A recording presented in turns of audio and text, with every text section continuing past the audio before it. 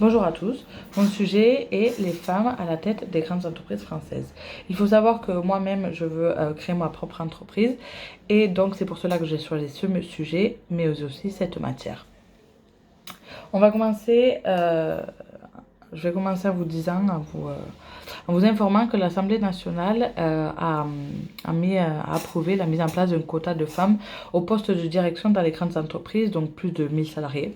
Et il faudra qu'au moins 30% occupent ces postes en 2027 et 40% en 2030.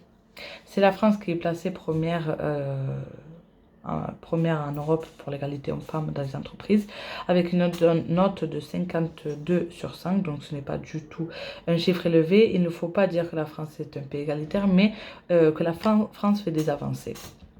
De ce fait, je vais vous présenter deux femmes qui sont à la tête de grandes entreprises françaises. Donc nous avons Julie Walbaud qui occupe les fonctions de directrice générale à Maison du Monde français et à Maison du Monde allemand.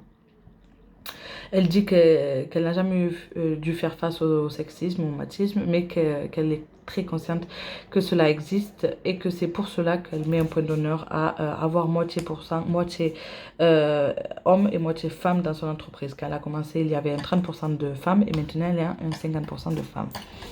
Et elle dit surtout qu'il faut être déterminé et qu'il ne faut pas avoir peur de l'affront face aux hommes.